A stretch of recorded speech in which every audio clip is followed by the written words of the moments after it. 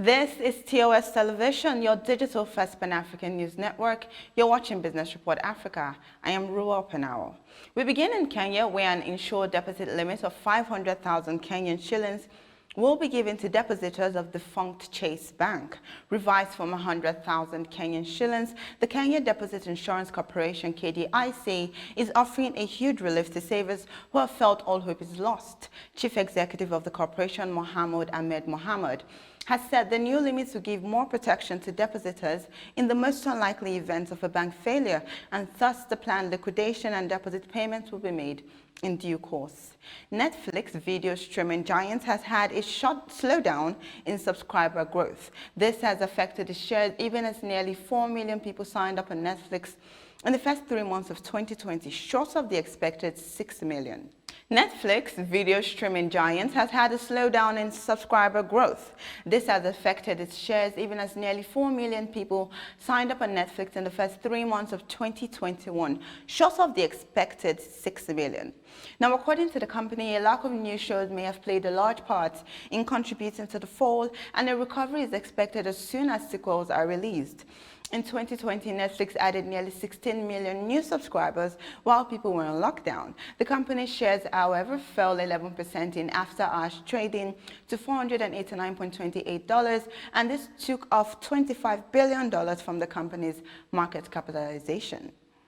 Kerosene use in Kenya dropped by more than a fifth in 2020 due to erosion of purchasing power by poor households. Data from the Kenya National Bureau of Statistics, KNBS, shows that kerosene saw a consumption decline to 128,580 tons in 2020 compared to 168,300 tons in previous times. Petrol and diesel use declined by 3% and 2.5% respectively, based on the restriction of movement after the government implemented COVID-19 containment measures.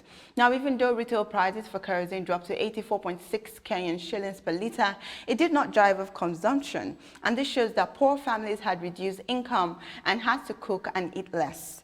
Now, according to a 2020 World Bank survey, reduction in food consumption was the most common coping mechanism for most households affected by COVID-19.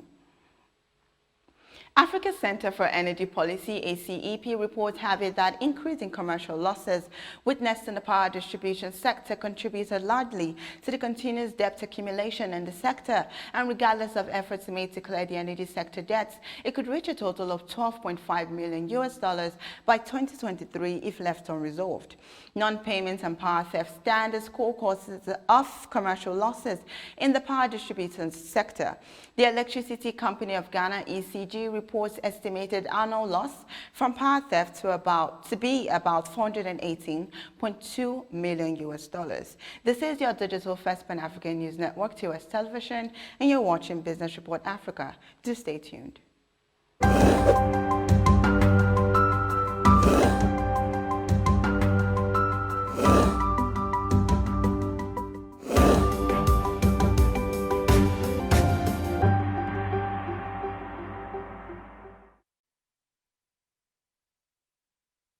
The Ghanaian government has decided not to seek support under a global initiative meant to suspend the payment of interest costs on the public debts. This decision has been defended by financial experts who are sure that the Debt Service Suspension Initiative, DSSI, by the group of 20 countries, G20, will bring negative challenges for the economy and would eventually complicate matters for public finances.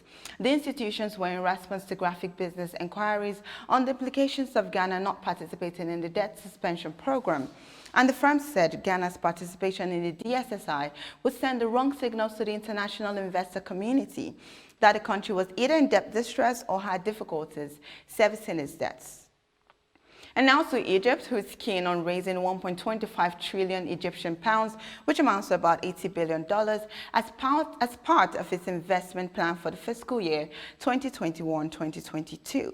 Now, according to the Egyptian Minister of Planning and Economic Development, Hala Al-Said, the plan forecasts a 125% increase in funding for the production sector and a 30% increase for the country's service sector.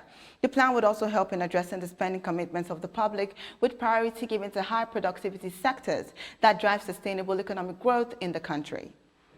About 2.4 billion Egyptian pounds worth of subsidy arrears has been received by experts from the Export Development Fund since February, when the Trade and Industry Ministry launched the second phase of the Export Support Initiative, which allows exporters to receive their payments lump sum as long as they take discounts of 15%. Also, the ministry has extended until the end of April the deadline for exporters to apply for subsidy payments in order to receive the payments in June. Nearly 3 months since the central bank placed a ban on Nigeria's financial institutions from dealing with anything crypto-related, reports show that citizens have increasingly found the other alternatives to access and own cryptocurrency. The usage of Bitcoin's peer-to-peer trading in Nigeria soared by 27% so far, and about $103 million worth of Bitcoins has been moved by Nigerians on certain channels.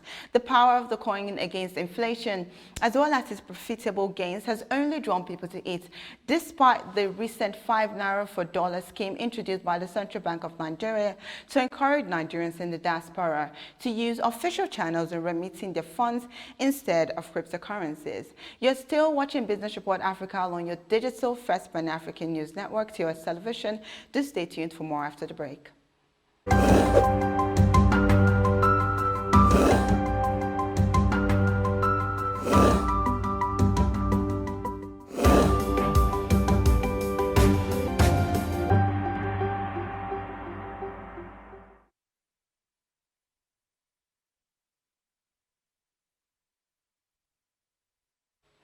CBN Governor Godwin Emefiele has said when it is implemented fully, the African Continental Free Trade Agreement, AFCFTA, can afford Nigerian companies preferential access to African markets worth $504.17 billion in goods. He encouraged Nigerian businesses to seize the opportunity and ensure that Nigeria stands as a major hub for international and domestic manufacturing companies, since the country is blessed with a very energetic and technological savvy population. Now, according to the governor, Nigerian banks are already playing a significant role in expanding across the African continent, and his intervention programs are helping to enable businesses expand. The governor of Sokoto State, Aminu Tambuwal, has appealed to the federal government and the Central Bank of Nigeria, CBN, to stop the plans they have to demand the repayments of bailout loan facility given to bankrupt states of the Federation between 2016 and 2017. Now, during a panel discussion on financing safe schools in Nigeria, the governor made the appeal, saying most states would not be able to pay now, and recovering the debts from the states will make it impossible for them to fund education in general and the safe schools projects in particular. The Central Bank of Nigeria, CBN, has assured exporters that they will continue to have unrestricted access to their export proceeds and encourage them to reciprocate the good gestures of the central bank by repatriating their funds. The governor is keen on the idea of supporting greater trade within Africa and the global community, as this is important to the CBN's objectives of enabling greater economic growth. He expressed optimism that the African Continental Free Trade Agreement offers opportunities for the Nigerian private sector to expand into new markets and seek new export opportunities, particularly in the area of manufacturing, ICT, agriculture, and financial services. The Nigerian Economic Summit Group, NESG, has said to fund finance infrastructure, Nigeria can tap into about $17 trillion worth of global hydro fund. Asue Igodalo, chairman of the Nigerian Economic Summit Group, said there is about $17 trillion worth of capital globally that earns no income. And with the right investment environment, this can be attractive to build infrastructure in the country.